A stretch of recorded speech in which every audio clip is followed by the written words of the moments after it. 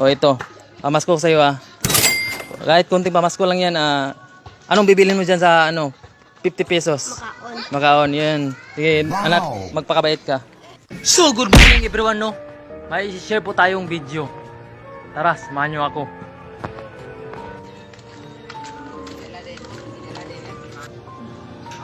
So, ito pong ginagawa natin dito sa amin. Nag-iigib ako ng tubig.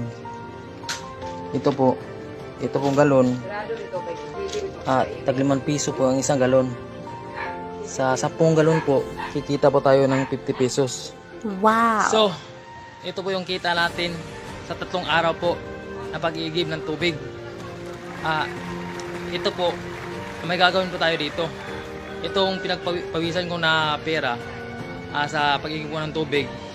Yung tubig natin doon, ang isang galon, tag 5 piso po. So, pag nakaigib ka ng 10, 10 na talaga sakaran ang inanig ko sa isang araw. Kung hindi naman, mga 4 na galon. Yun po, 4 na araw po itong kita natin. So, ang gagawin po natin dito, itong kalahati po, ay para sa atin. At ang itong kalahati po, ay pamimigay natin sa mga bata. Dahil magpapasko na ngayon, kahit konting bagay, ay makapamigay tayo sa mga bata. So, yan. Tara, samahan nyo ako. Wow!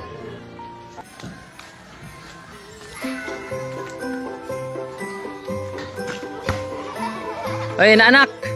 Naanak, alika dito. May bibigay ako sa'yo. Pero to, 15 pesos lang para sa imo na magpakabait ka. Okay, salamat! Ay, naanak!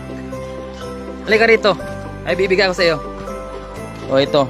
Pamasko ko sa'yo Kahit konting pamasko lang yan anong bibilin mo dyan sa 50 pesos?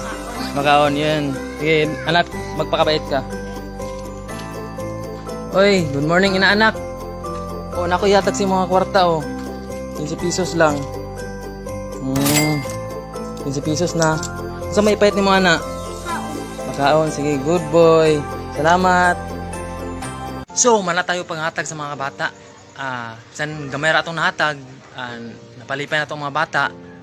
So, kung gusto nyo mag-abot ng tulong at magagawa pa tayo ng ganitong video at marami pa tayo matulungang tao, maglalagay po ako sa comment section ng GCash number ko po. Or, message mo directly in my Facebook page.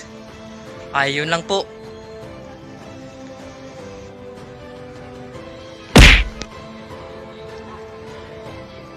Pakishare po nitong video at mag-follow na rin kayo. Diyan po, natutulungan nyo ako.